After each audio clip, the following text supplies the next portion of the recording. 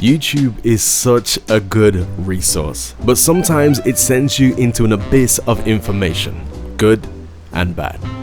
Sometimes we have this idea that we want to learn and end up finding ourselves watching a man being chased by a cow, or a cow being chased by a man, or a cow chasing a man being chased by a cat.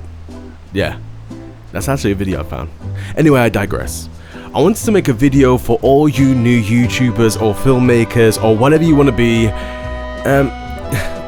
basically about video. I've been on this 6 years now this month, so I think I can give you some helpful advice. Wait, did I actually just say 6 years? 6 years? 6 years, that's a lot of time. And you know what? I've learned a lot of things making videos here on YouTube. So I'm going to give you the 5 main things I wish I knew when I first started out making videos, full stop. Let's dive into it.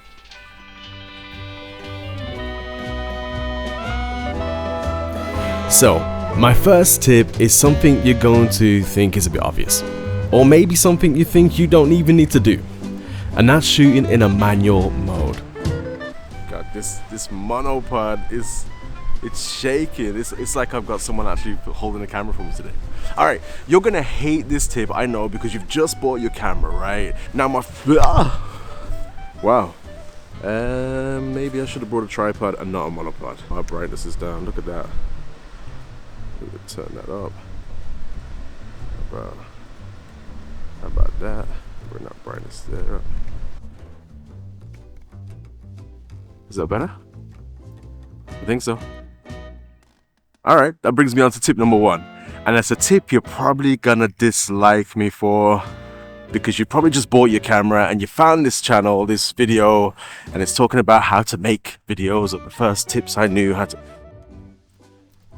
All right, so now we're on auto mode on the camera. And it actually looks all right. The colors are nice. It's got standard colors, stuff like that. But the problem is the movement here.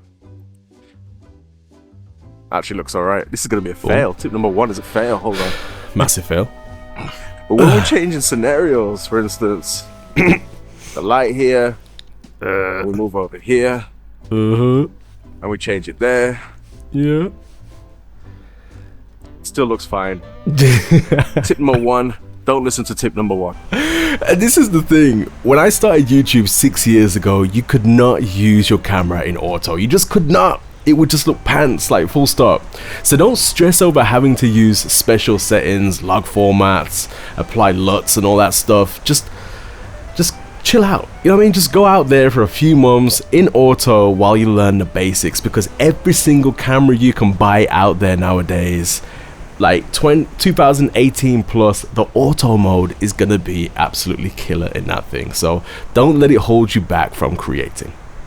Now, on a very poignant side note, if you're enjoying the colors in this video, then click the first link in the description below, where it will take you to my store where you can buy what I think is the best conversion LUT for mirrorless cameras to get a cinema tone out of your camera in one click. We also have audio packs and other things there too, so feel free to swing by. Alright, there's my plug for the day. Let's continue. Now, all these tips are going to feel too obvious and basic to the seasoned vets out there. But that's the point. They're basic because they're the foundations. So, with that said, let's talk about tip number 2. Filtration. This comes in many forms, but the 2 most used filters by myself are variable ND, yeah, the thing you see me struggling with right here, and diffusion. Diffusion filters will give your videos a more glowing image similar to how film looks, and it just takes the edge off that super sharp sensor that all our cameras seem to have in 2024. Now, I also made a DIY diffusion filter video, and I'll link that in the top right corner, and I'll also put it in the description below for you guys to check it out. I think you should check that one out because that can save you a lot of money when it comes to these diffusion filters, because they can cost a lot. Right, I'm not going into depth with brands or not even what they do exactly. This is just a guide for you to use to know what is the most necessary items that I use for making cinematic videos here on YouTube. Right then, tip number 3, audio. Now, yeah, you're gonna be like, Audio, everybody says audio.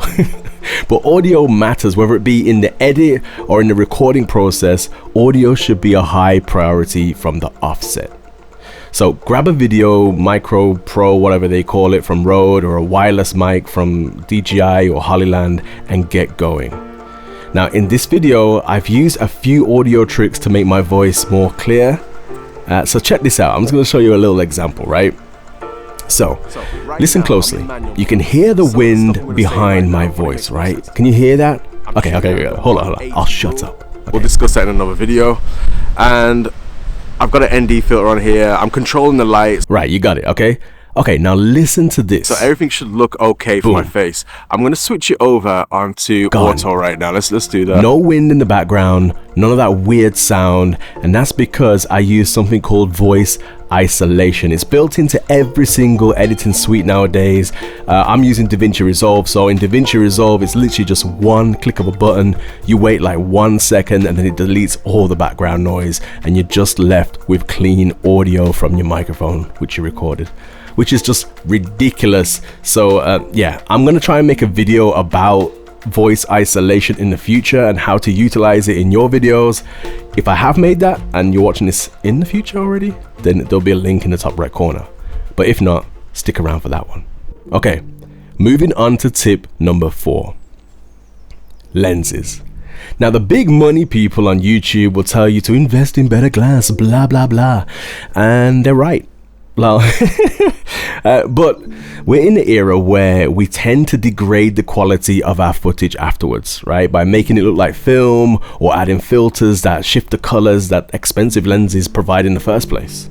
So I'm gonna say, do not worry about lenses for now. Use the kit lens. Like, that's what I've done for this whole video so far. Does it look bad? Nah, it looks fine. And most times when I shoot on my cinema camera, I'm using a rusty old tank of a lens that cost me like £30 on eBay. So trust me, go with the kit. Don't overthink it. Just keep using the kit until about 6 months in.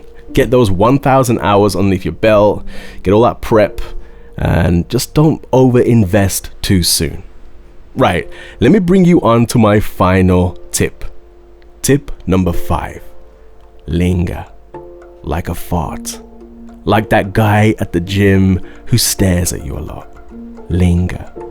Make your shots last longer.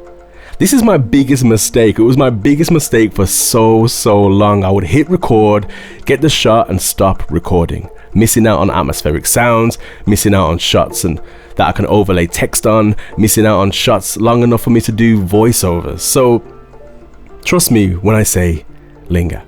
So the final tip is actually genuinely very helpful, and I wish I kind of knew this when I first started making videos on YouTube, and that's to literally hold a scene. So say you've been doing a talking head situation like this, when you finish, just leave the camera recording, because you never know if you need audio afterwards. And that's it. Catch you next time.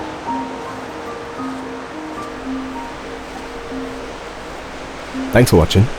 You can subscribe if you want to, hit the like, leave a comment if these are helpful to you.